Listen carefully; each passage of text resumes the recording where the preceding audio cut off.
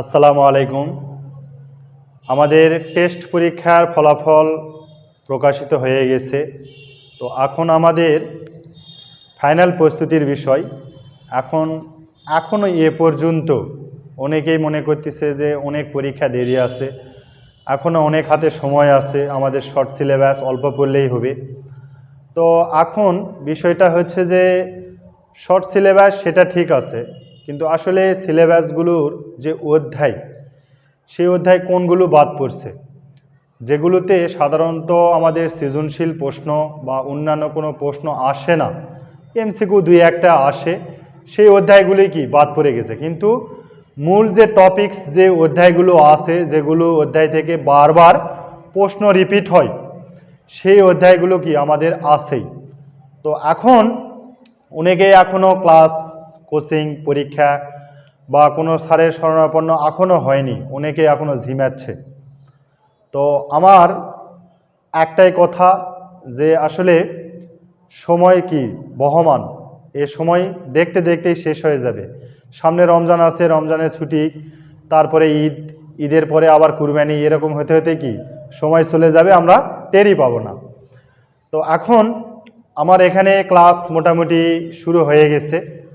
এখানে প্রতিদিন অধ্যায় বাই অধ্যায় প্রতিদিন এমসিকিউ পরীক্ষা হবে এবং রেজাল্ট সাথে সাথে প্রকাশ করা হবে। যাদের পরীক্ষা দিতে ইচ্ছুক বা যাদের কোচিং ক্লাস করতে ইচ্ছুক, তারা অবশ্যই সানরাইজ কোচিং সেন্টারে এসে যোগাযোগ করবেন। তো আজকের এই আলোচনার বিষয় সেটা হচ্ছে, এই যে একটা অঙ্ক দেওয়া আছে, এটা বরিশাল বোর্ড 2023-এ আসছে। বলা আছে x⁸ - 2 x⁴ +1 = 0 হলে এত এর মান কত।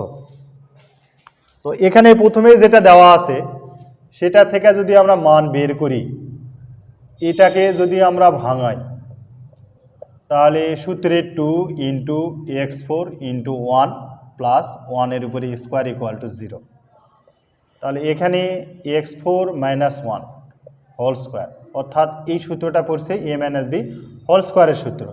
এ আমরা x⁴ সমান এ ধরবো আর 1টাকে বি ধরবো। এটা ইকুয়াল টু যদি 0 হয়, তাহলে x⁴ - 1 = 0। তাহলে x⁴ = 1, অতএব x = কত আসতেছে আমাদের 1 আসতেছে।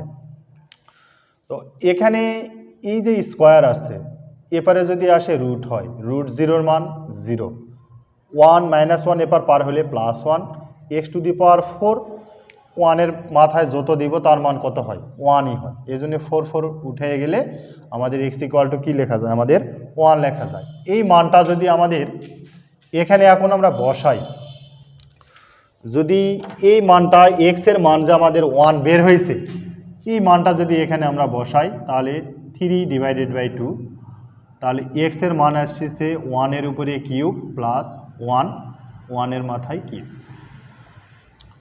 এখানে 3/2, 1 এর উপরে কিউব তার মান 1, এখানে 1/1 তার মানে হচ্ছে 1, তাহলে 3/2 ইন্টু 1 আর 1 যোগ করলে হচ্ছে 2, 2 আর 2 যদি কেটে যায় মান আসবে হচ্ছে 3। এটা হচ্ছে একদম সিম্পল নিয়ম, খুব সহজেই x এর মান বের করে এখানে আমরা কি মান বসায় দিয়ে অঙ্কটা কি সঠিকভাবে নির্ণয় করতে পারবো। আরও অনেক নিয়ম আছে, তবে এই নিয়মটা সবচেয়ে সহজ, একদম করতেও সময় লাগবে না। তো এই নিয়মে আমরা বেসিক বুঝে অঙ্কটা করব। আশা করি সকলেই বুঝতে পারছে। সকলকেই ধন্যবাদ।